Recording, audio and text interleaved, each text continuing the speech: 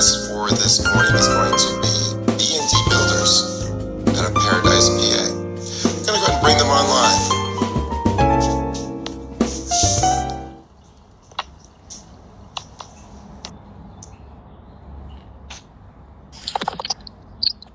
Hello, good morning. Well, good morning. How are you, Victor?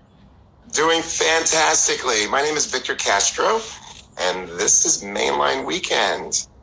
Thank you. Thanks for inviting us to participate. I love the symbol in the back. You have your some of your construction project right there. No, I'm sitting out in the field right now. Can't you smell the fresh grass? I can. I actually can. It's a great weekend so far. So first of all, everybody in the family doing well? We are doing well. Yeah, we're doing well. Hope on your end also. Absolutely. Everybody's doing very, very well. Good.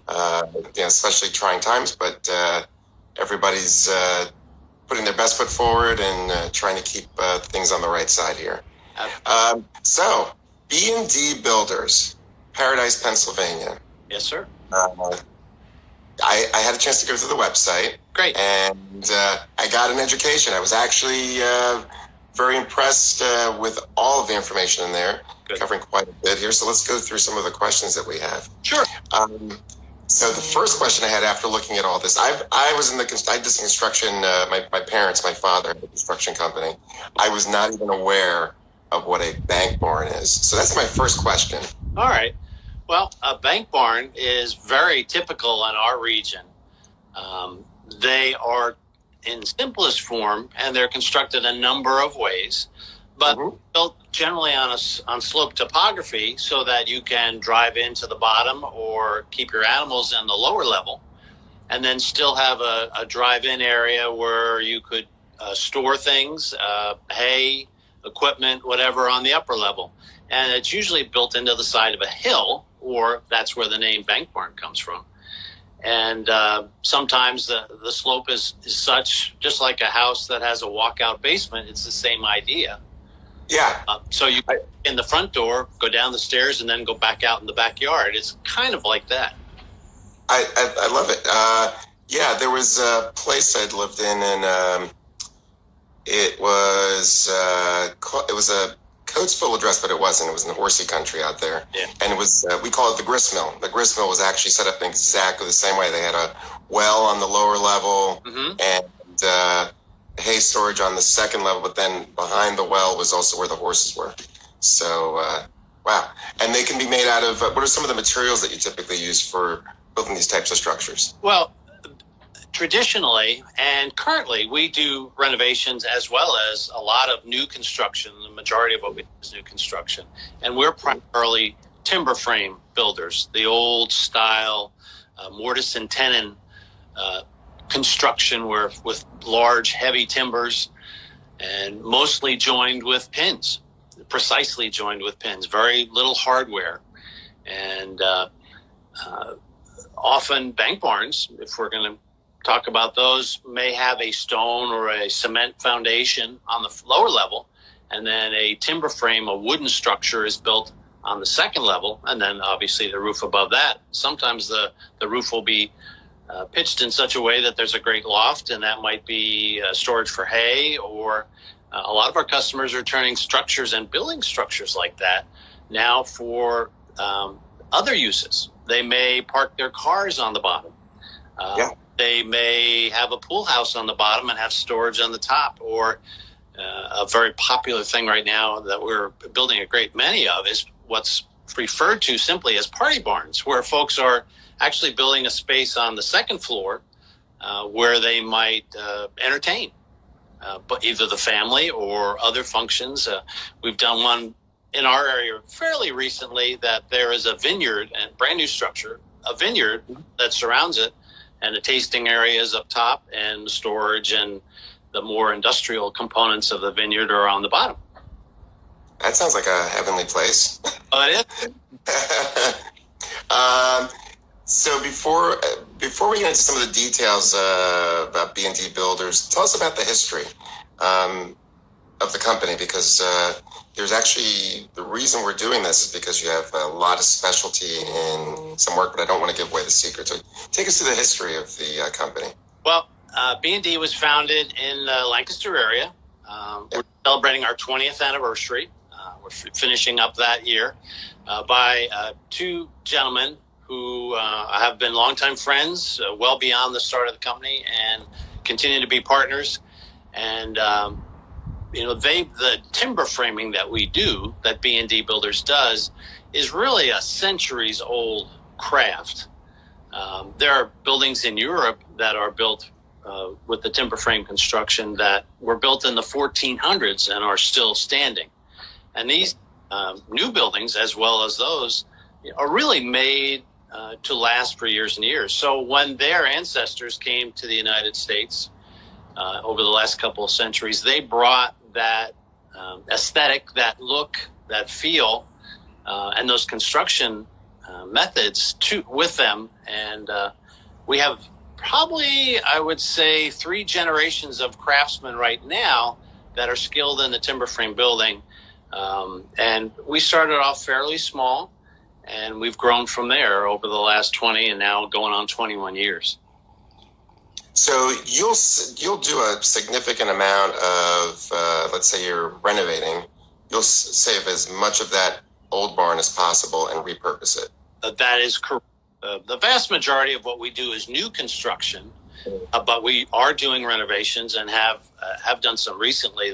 The party barn that I just mentioned to you was a structure that we restored, kind of took it down to the foundation because it had its age, and built a beautiful structure on top of the existing foundation and repurposed some of the areas. So we a bit of both, but a lot of new construction.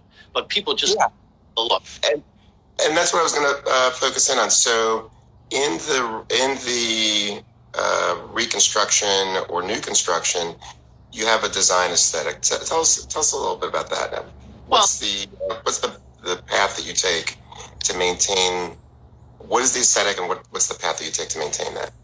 The aesthetic really is the look and feel of traditional timber frame structure, the wood, the stone, the wrought iron that's often used. Those are things that are really timeless, and people love that. The buildings really have stayed the same. We use very, very modern construction methods now, so we've brought it into this century, the whole construction. But the interesting thing is how these same buildings are now being repurposed. They still have the look and feel of hundreds of year-old buildings, but in many cases, as I mentioned, they're brand new. And just the aroma of the wood, the warmth of the stone and the wrought iron, whether it's to house their prized animals, pets, park their exotic cars, or be a tasting area for their winery. It's a look that people really like. There's a lot of folks building not only party barns but wedding venues, because there was a thing, and it still is a big thing. Everybody wants to get married in a barn. And then the guy ends up living in the barn afterwards anyway, right? Sometimes. So the woods you talked about, what are some of the favorite woods that are used? I would say probably the favorite is Douglas fir, much of which comes from the Northwest and also from Canada. We source a lot of it. It's brought in raw into the area, into Lancaster. And we use very modern milling and planing techniques and drilling, where all that work on the timbers used to be done by hand with hammers and chisels. Now it's done by our operators on CNC machines. I was going to say, if you can let our audience know what a CNC machine is. Well, a CNC machine is really a very modern piece of computerized technology that allows us to be very precise and repeat the construction of pieces instead of forming each one by hand. The computer replicates off of the program what we need, and they're planed, finished. The holes for the pins are drilled all by computer guidance. And very precise. It's extremely precise. Well, and all the tolerances are 1/32 of an inch or less, and we can replicate the same piece over and over again. That's fantastic. And I know for some of those in our audience who are looking to do some of this reconstructive work, particularly in Chester County, because we have such a representation of older structures. Yeah. And as we're talking about tying older and newer structures together, we've had some real advances in materials, like MDF boards that can be used for tying in, from a measurement standpoint. Wood shrinks over time. That it grows and shrinks, right? Yes, it does. Yeah. And that actually adds sometimes to the charm. The timbers themselves may get a little bit of checking in them, which is just cracks. The aroma maintains and the rigidity is maintained. But yeah, you really, that look, and as that wood ages, it's just so attractive, and it's just, very, very interesting to folks these days. Yeah, I love the quarter sawn woods, especially in particular with things like cabinets, like bathroom and kitchen cabinets. It's really nice because it doesn't shrink in the same way. It maintains its lateral, but it doesn't. It'll shrink vertically, so on the door it won't go out laterally. Absolutely, that's nice stuff. What's been the most challenging project you've had so far? We've done a number of very interesting projects. We worked on one up in British Columbia where we brought all the raw materials into our plant in Paradise, finished all the timbers, and then shipped them back up across the Canadian border. Wow. We were building a lodge at that time, as I said, on an island in British Columbia. So then once we got the timbers and the materials into Canada, got to the body of water where it was, then we had to load them on barges, move across, and then assemble them. So that itself presented a number of challenges, which challenges are not something we shirk from, but that was probably one of the more interesting challenges that we did face in building a construction project lately. And in this area, as we said, Chester County has a plethora of older structures. The beauty of Chester County is that we've had houses going back into the 1600s and 1500s, right? So tying those together, what is there's a big presence in what I call the horsey world. Yes. So let's talk about what are the special considerations you have for our equine friends? Well, and our beginnings, our foundings really were in the equine world, and they are still probably the vast majority of our clients. We do other things for them, but we listen very closely to our clients, and I realize as I talk to folks who own horses that they all have different opinions about what's best for the horses. And so the structures that we build are tuned in really to what their preferences are for their animals, be they horses that are jumpers that do equitation. We have clients that have race horses, thoroughbred horses, or folks that just have pleasure horses on their home.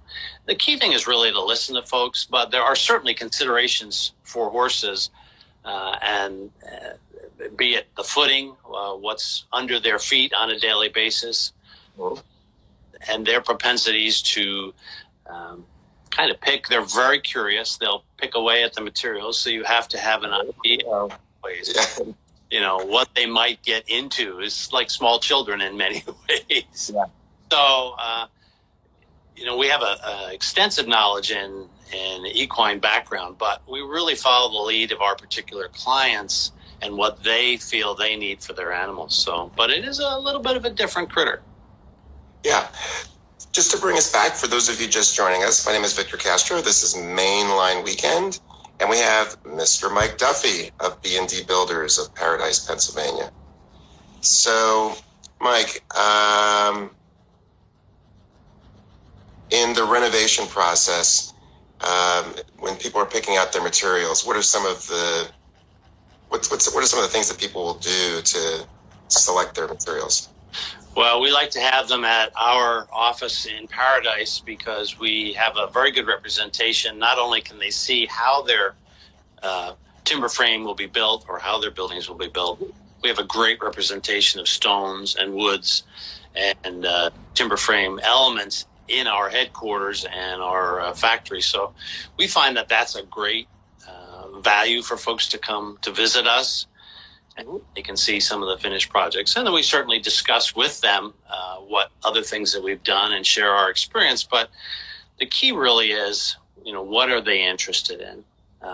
What is their particular, be it for an equine facility, but what are their ideas? What are their dreams? What are their wishes to put into the building? And we have access to an awful lot that we can show them. And these are very particular buildings and very particular clients, and we try to really pay attention to their wants and desires through the whole process. And if somebody was going to contact you, what's the website? I'm going to read that up here. It's B&D, like Band Builders, B&D Builders, B&D Builders. Correct. All right. I just wanted to give it to people that way so they can clearly remember. B&D Builders, the full word spelled out, .com. Correct. With some of the environmental challenges that are presented now, what are some of the things that are being done? Are you using like water gathering, putting together water gathering systems, or what are some of the interesting things that your clients are doing in order to remain green?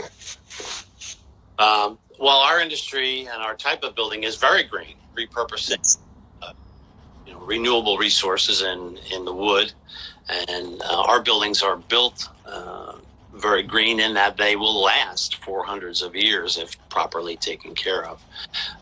What we do have folks that are doing water harvesting. It varies from municipality to municipality what the requirements and what the fervor is for those things. But we work with them and with the local code officials to reach all those goals and all those touch points that they have interest in. But we have some that are doing more green roofs, more insulation, and moisture control from the ground up. There's more of that going on to make the structures more comfortable and more sustainable.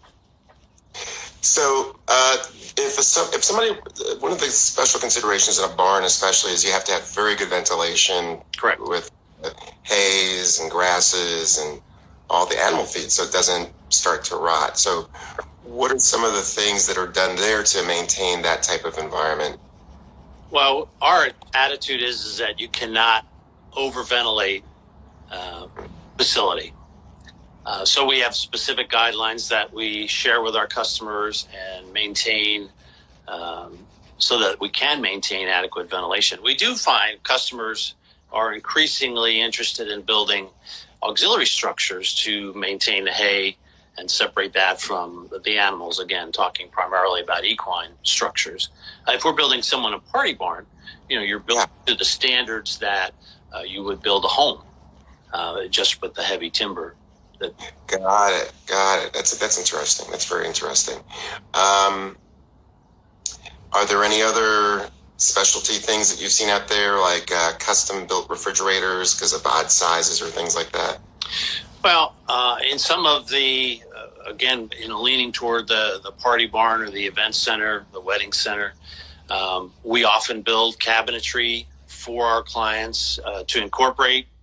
I'm sure you've walked into kitchens or seen where a refrigerator, you can't find it because it's got a wooden door and it looks like the rest of the cabinets. I mean, we do that, and we can do that kind of work in our shops. We do cabinetry also.